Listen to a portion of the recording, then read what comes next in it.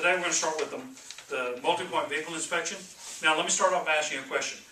What's the real value of this to a customer? I mean, I get the value to us. We're checking the vehicle, making sure everything's okay, and also looking for additional service requests, things that need to be done. What's the value to the customer? Peace of mind. Peace of mind. I like how you said that. Because this lets me know that you're taking care of me and my vehicle. Now, the vehicle part, that's kind of obvious.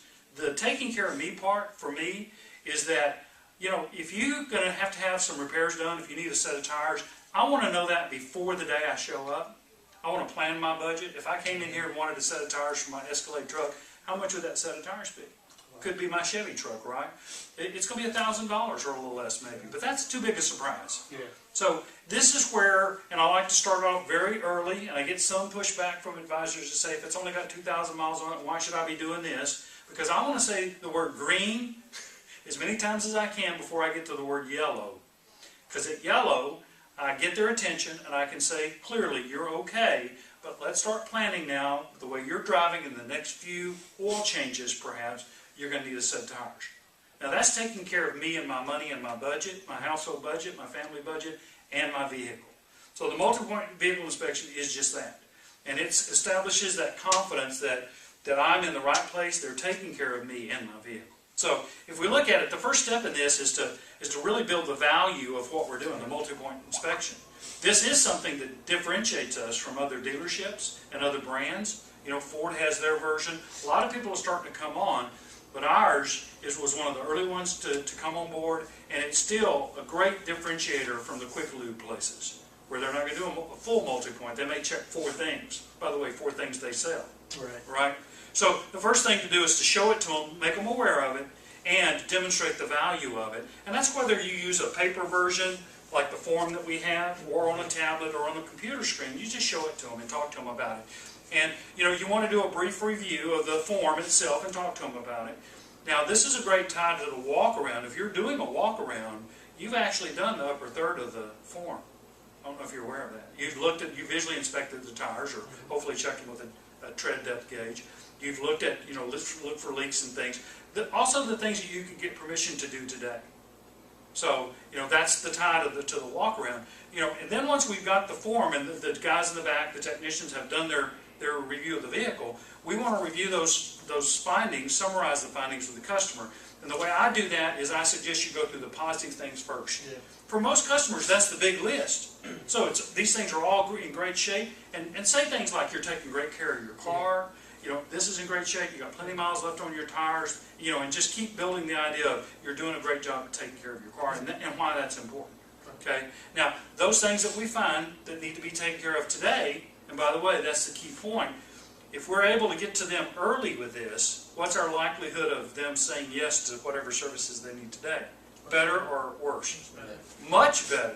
In fact, if I say to you, we've got the tires, we can take care of that for you today, we've got the parts for this, it's going to be a little bit more on your visit today, or not much more, and that saves you another trip back to the dealership. So time and money is always important to customers, would you agree? Okay.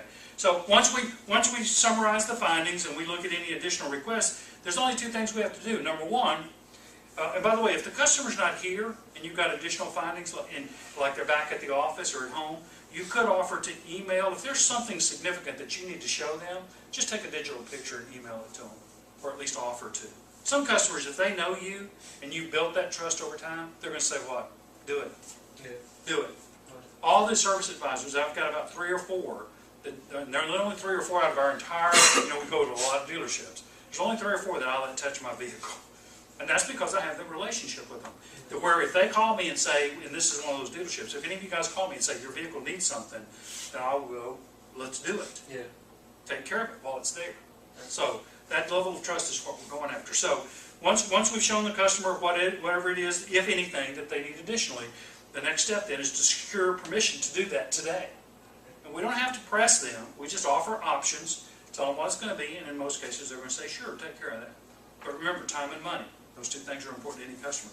And the final thing, any work, I don't use decline services because I don't like the term. I use the term postpone services. Anything they need to postpone, because postpone leaves the window open, right? Do you see the difference in the words? Decline is we're done.